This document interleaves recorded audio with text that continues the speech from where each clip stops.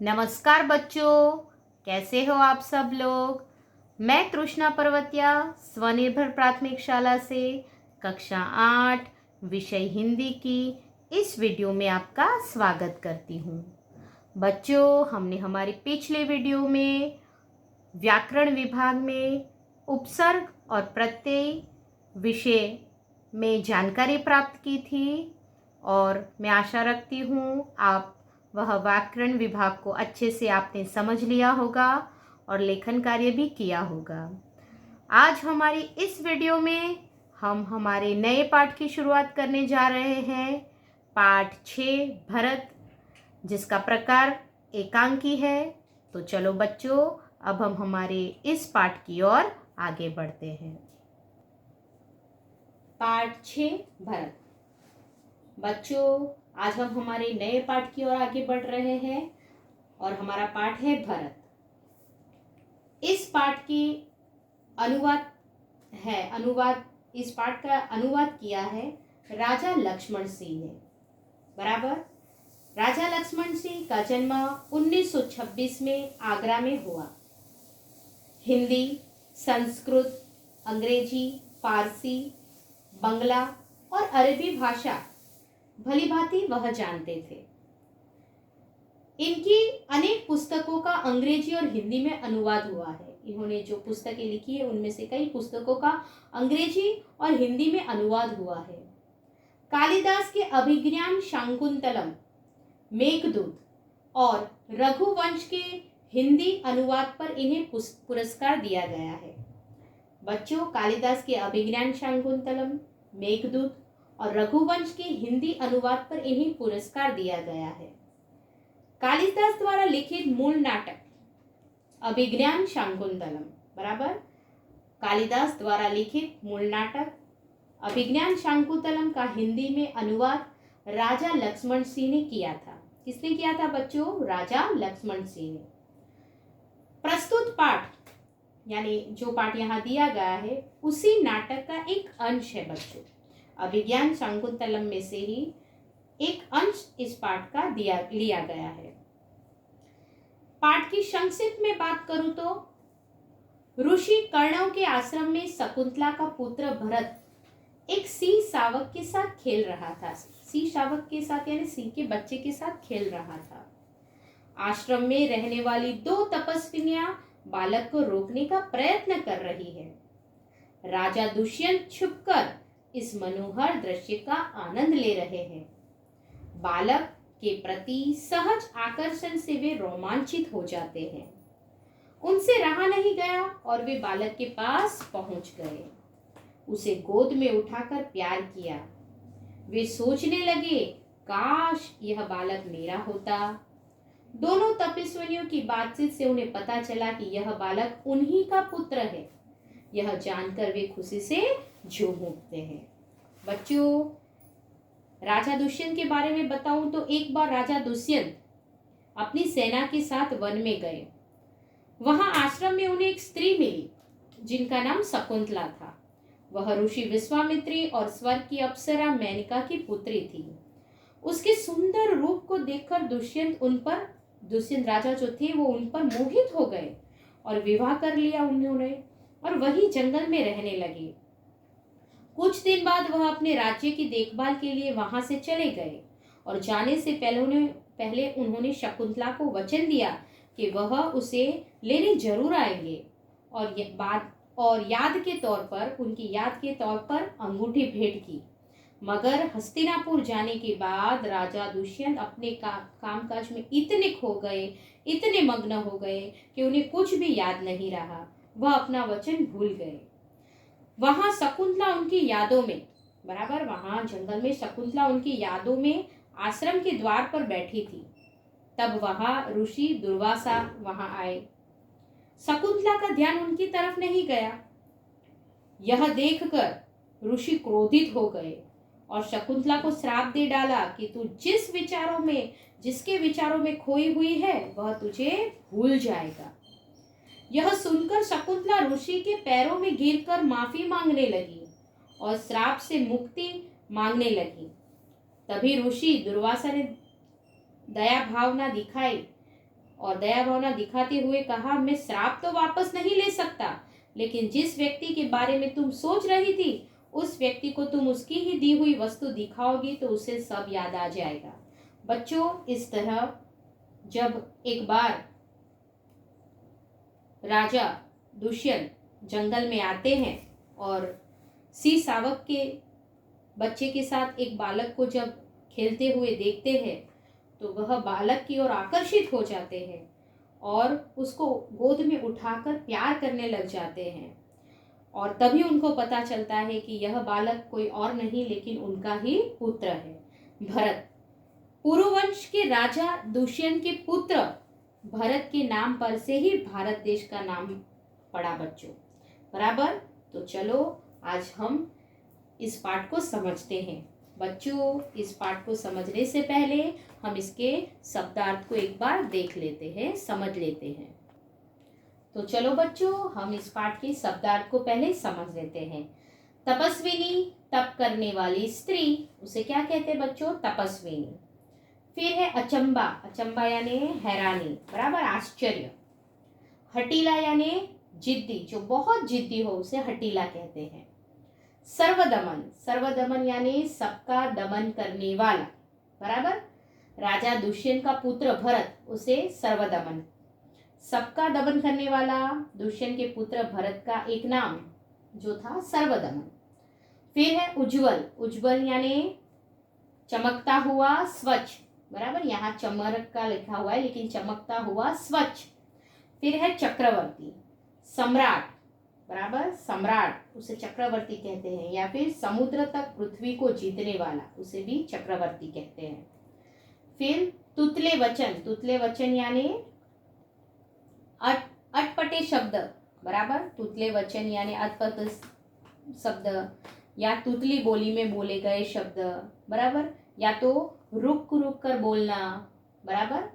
डीठ, डीठ यानी ढीठ यानी ढीठ यानी जिद्दी, बराबर बच्चों। आचरण, आचरण यानी व्यवहार। बड़भागी, बड़भागी का क्या होता है बच्चों? बड़े भाग्य वाला, उसे क्या कहते हैं? बड़भागी। कुल, कुल यानी वंश, बराबर। वृद्धावस्था, बुढ़ापा, बराबर। फिर है जितेंद्रिय, यानी जिसने अपनी इंद्रियों को जीत लिया हो वह जितेंद्रिय। नाहर यानी शेर, सिंह। देवपितर, देवपितर यानी देव और पूर्वज, बराबर, उसे देवपितर कहते हैं। विवाहिता, विवाहिता यानी शादीशुदा स्त्री। फिर है परदेशी, परदेशी यानी दूसरे देश का, बराबर है बच्चों। फिर शकुंत, शकुंत लावण्य यानी मिट्टी का सौंदर्य, बराबर, मिट्टी का सौंदर्य या पक्षी का सौंदर्य भी कह सकते हैं। फिर है वृतांत, वृतांत यानी वर्णन, हाल, हकीकत। मनोरथ, मनोरथ यानी मन की कामना, इच्छा। ओट, ओट यानी आड़ या फिर उसे अवरोध भी कह सकते हैं, बराबर है बच्चों। आपको अच्छे से यह शब्दार्थ अपनी नोटबुक में उतारने हैं, बराबर है, और उसे अच्छे से एक बार याद भी करना है। तो चलो अब हम हमारे पाठ की ओर आगे बढ़ते हैं। बच्चों, इस एकांकी के पात्र में हम देखते हैं तो बालक जो भरत है, बराबर, राजा तो दुष्यंत राजा, तपस्विनी, पहली तपस्विनी और दूसरी तपस्विनी। अब दृश्य, एक बालक सिंह के बच्चे को घसीटते हुए लाता है और दो तपस्विनियां उसे रोकती हुई आती है। राजा दुष्यंत पेड़ की ओर से उन्हें देख रहे हैं, बराबर। तो इस तरह से जो नाटक का अंश लिया गया है उसकी शुरुआत होती है कि एक बालक जो भरत है वह सिंह के बच्चे को घसीटते हुए लाता है, बराबर। एक બાળક સિંહના બચ્ચાને ઘસેડતો લઈને આવે છે અને બે તપસ્વીનીઓ જે છે તે તેને રોકે છે और दो तपस्वियों से रोकती हुई आती है। राजा दुष्यंत पेड़ की ओट से उन्हें देख रहे हैं, बराबर। અને બે જે તપસ્વીનીઓ છે તેને રોકતી આવી રહી છે અને રાજા દુષ્યંત જે છે વૃક્ષની પાછળથી, ઓટ એટલે વૃક્ષની પાછળથી તેને જોઈ રહ્યા છે, બરાબર। અને એટલામાં શું થાય છે? બાલક कहता है, अरे सिंह तू अपना मुंह खोल, मैं तेरे दांत गिनूंगा, बराबर। જે બાળક છે ભરત એ કહે છે, અરે સિંહ, તું તારું મોં ખોલ, હું તારા દાંત ગણીશ. पहली तपस्विनी, ए हटीले बालक, तू वन के इन पशुओं को क्यों सताता है? પહેલી જે તપસ્વીની હોય છે ને એ કહે છે, એ જિદ્દી બાળક, હટીલે યાनी जिद्दी, ए जिद्दी बालक, तू वनना पशुओं ने क्यों सतावे छे? हमें तो इन पशुओं को बाल बच्चों के समान रखती है, हम तो इन पशुओं को बाल बच्चों के समान रखती है. તપસ્વીનીને શું કહે છે કે અમે તો આ પશુઓને અમારા બાળકો સમાન રાખીએ છીએ. તેરા સાહસ बढ़ता ही जाता है, તારું સાહસ તો વધતું જ જાય છે. તેરા નામ ઋષિઓએ સર્વદમન રખા હે, સો ઠીક હી હે. અને એને કહે છે કે તારું નામ છે ને ઋષિઓએ શું રાખ્યું છે? સર્વદમન. બરાબર, એટલે સર્વદમન રાખ્યું બરાબર જ છે. सर्वदमन यानी सबका दमन करने वाला. बराबर, दुष्यंत पुत्र भरत का एक नाम. बराबर, तो तपस्विनिया उससे क्या कहती है कि तारू साहस વધતું જ જાય છે, તારું નામ ऋषियों सर्वदमन રાખ્યું છે ને એ बिल्कुल बराबर છે. दुष्यंत, उनकी बातें सुनकर स्वयं से आहा, क्या कारण है कि मेरा स्नेह इस बालक की ओर उमड़ा सा आता है. तभी दुष्यंत जो पेड़ के पीछे की ओट से यानी पेड़ की ओट से देख रहे हैं, वह उनकी बातें सुनकर खुद से ही कहते हैं कि क्या कारण है कि मेरा स्नेह इस बालक की ओर उमड़ा सा आता है. दुष्यंत એમની વાતો સાંભળીને પોતાની જાતને કહે છે, અરે શું કારણ છે કે મારો પ્રેમ આ બાળકની તરફ ઉભરાય છે. दूसरी तपस्वी, जो तू इस बच्चे को छोड़ न देगा तो सिंहनी तुझ पर દોડેગી. ત્યારે બીજી તપસ્વીની કહે છે, જો તું આ બાળકને છોડી નહીં દેતો તો સિંહણ તારી પાછળ પડશે. બાલક મુસ્કુરા કર, એટલે પેલો જે બાળક હોય છે ભરત, બરાબર, એ હસીને શું કહે છે? ઠીક હે, સારું છે. સિંહની કા મુझे ऐसा ही डर है, મુંહ ચડાતા હે. એટલે કહે છે સિંહણનો મને એવો જ ડર છે, મોં મચકોડીને જવાબ આપે છે.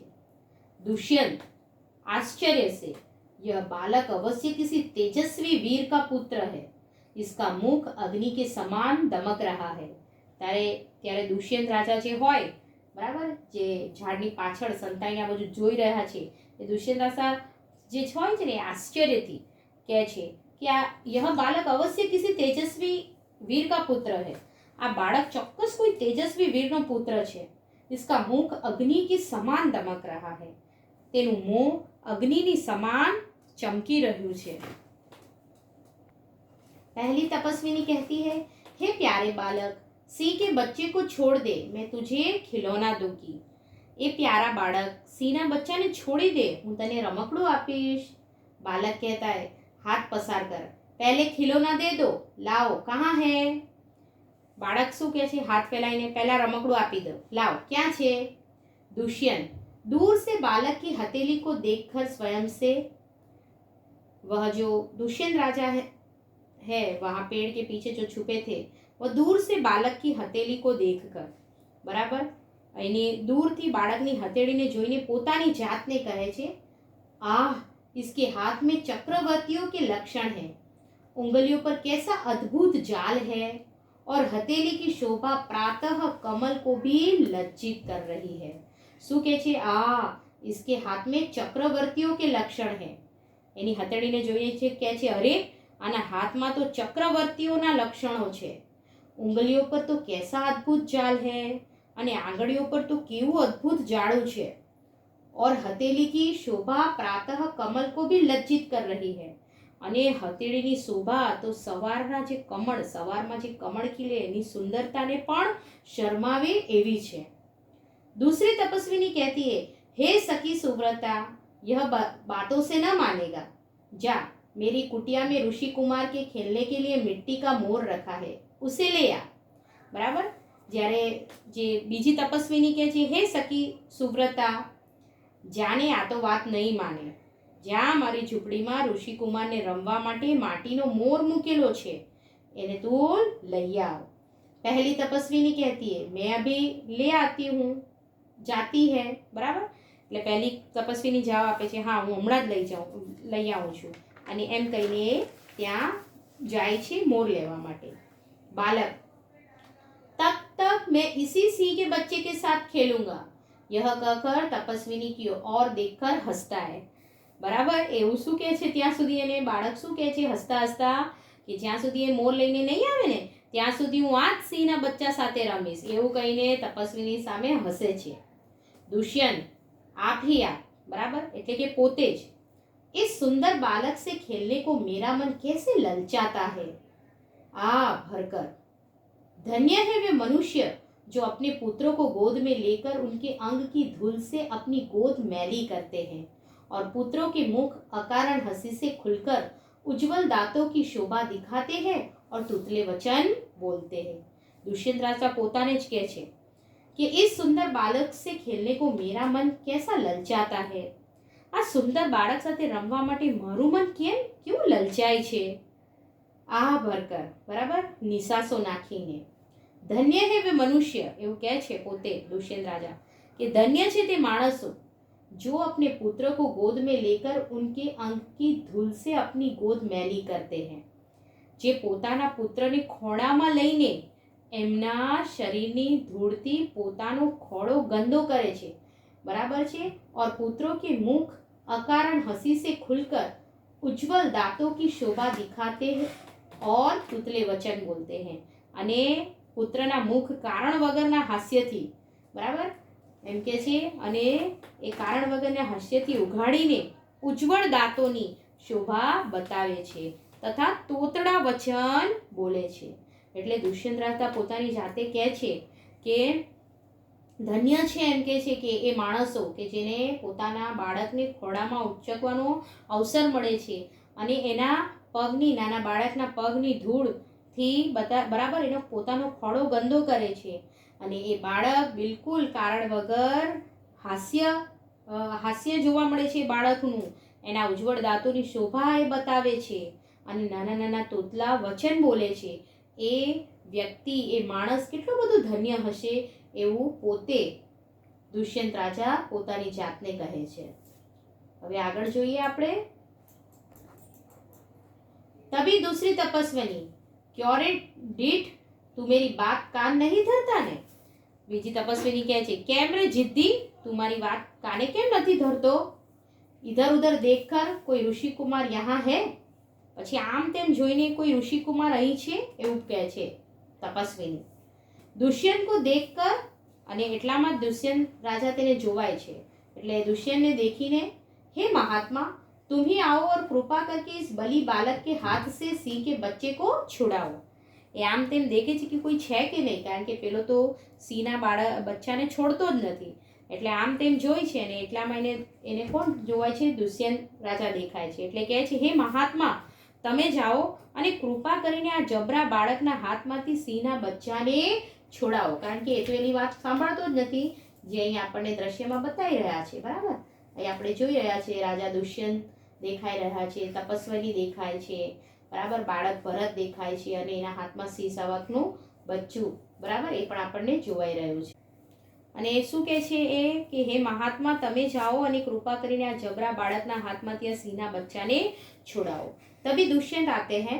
अच्छा, बालक के पास जाकर और हंसकर, हे ऋषि कुमार तुमने तपोवन के विरुद्ध यह आचरण क्यों सीखा है जिससे तुम्हारे कुल की लाज जाती है।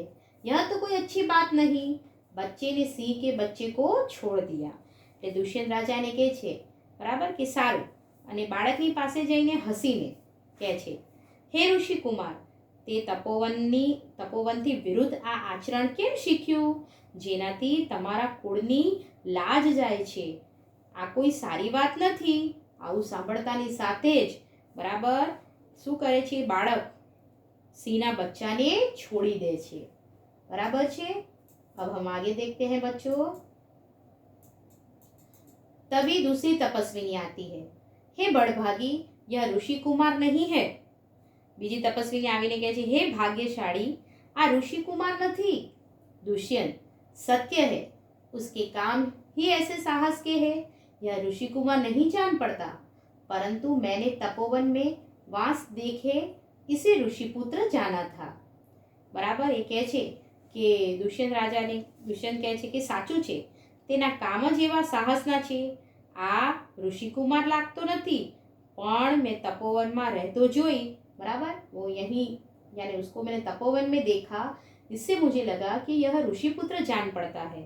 એટલે કહે છે તપોવનમાં રહેતો જોઈ એને ઋષિपुत्र મેં માન્યો હતો। बच्चे की हथेली को अपने हाथ में लेकर स्वयं से, बाळकनी हथेળી એ પોતાના હાથમાં લઈ પોતે કહે છે, आ जब इसका हाथ छूने से मुझे इतना सुख हुआ है तो जिस बड़भागी का यह बेटा है उसे कितना हर्ष होता होगा। કહે છે અરે જ્યારે આના હાથને અડકવાથી મને આટલું સુખ થયું છે તો જે ભાગ્યશાળીનો આ પુત્ર છે તેને કેટલો હર્ષ થયો હશે।